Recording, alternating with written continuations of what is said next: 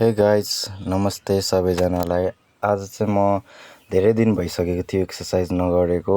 आफ्नो ज्यानहरू यसो हेरेको, फ्याट लागे जस्तो फिल भयो। किनकि मेरो ग्याप हुनुको कारण चाहिँ मेरो हजुरबा बित्नु भएको थियो।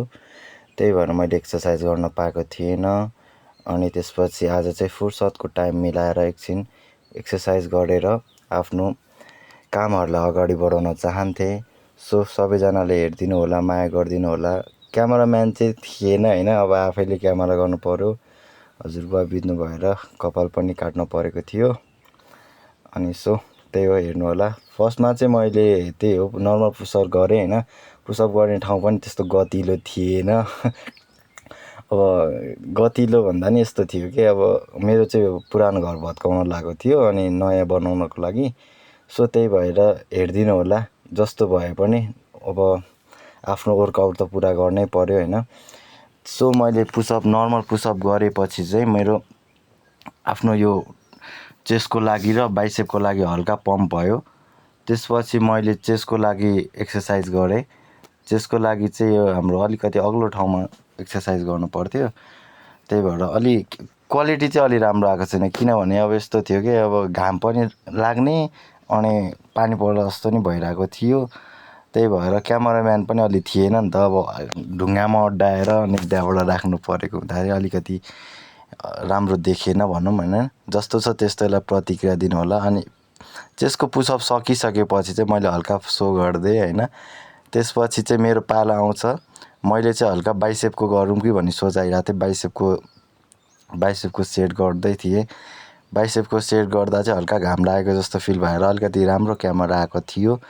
अनि त्यसपछि पछाडि हेर्नुहुन्छ भने ब्याकग्राउन्डलाई चाहिँ छोडिदिनु होला है। किनकि यो पुरानो घर त्यो भूकम्पले रगेको घर भत्काउँदै थिएँ। त्यही भएर अब नयाँ बनाउनको लागि त्यही भएर त्यो अलि पछाडिकोलाई छोडिदिउँ। सो बाइसेपको गरिसकेपछि चाहिँ मैले हल्का यसो हेरेँ, ब्याकको लागि पनि गरौँ कि जस्तो फिल भइरहेको थियो। तर आज मैले चाहिँ फर्स्टै दिन धेरै नगरौँ भन्ने सोचेर हल्का मात्र गरेँ। त्यसपछि हल्का फ्ल्याक्स गरिदिएको हैन, अलिकति सो गरिदिएको। त्यसपछि मैले फेरि चेस्टको लागि एक्सर्साइज गरेँ। चेस्टको लागि चाहिँ फेरि हाम्रो अघिको जस्तो हल्का अग्लो ठाउँमा गरेर चेस्टको एक्सर्साइज पुरा गर्नको लागि चाहिँ अलिकति सपोर्ट, ढुङ्गाको सपोर्ट र काठको सपोर्ट लिएँ मैले चाहिँ। अब गाउँघरतिर अब त्यस्तै त हो नि हैन। जे छ त्यसमै युज गर्ने हो, जे छ त्यसलाई नै प्रयोग गर्ने हो। अब हामी अब महँगो जिम जान, महँगो डाइट खान त सक्दैनौँ। जस गाउँको जस्तो छ त्यस्तैलाई प्रतिक्रिया दिँदै हल्का सो गरेँ। त्यसपछि मैले चाहिँ बाइसेप र चेस्टको गरिसकेपछि हल्का सो गरेँ। आफ्नो बडी कस्तो फिल भएको छ पहिलाभन्दा अलिकति इम्प्रुभ आएको जस्तो फिल भयो मलाई। अब चाहिँ म डेली एक्सर्साइज गर्ने सोच्दैछु। अलिकति थोरै फुर्सद मिलाएर भने नि आफ्नो एक्सर्साइज चाहिँ पुरा गर्ने प्लानिङमा छु हैन। अलिकति अनि त्यही हो, लेगको चाहिँ अलिक गर्न पाएको छैन। लेग चाहिँ अलिकति के भन्छ भने एकै दिनमा धेरै एक्सर्साइज चाहिँ नगरिहालौँ। अबले रेस्ट पनि धेरै भएको छ। 1 महिना पनि बडी रेस्ट भएको छ नि त। सो त्यही भएर मैले एकैचोटि चाहिँ गर्न चाहिनँ। अनि अलिकति थोरै आज गर्ने, भोलि थोरै गर्ने अनि सबै गरेपछि चाहिँ अनि सबै कम्प्लिट अब चेस्टको, बाइसेपको हैन, लेगको सबै सकिसकेपछि अनि एकैचोटि मिक्स गर्ने लास्टमा भन्ने प्लानिङमा थियो। अनि आज ब्याकको पनि सो गरिदिउँ।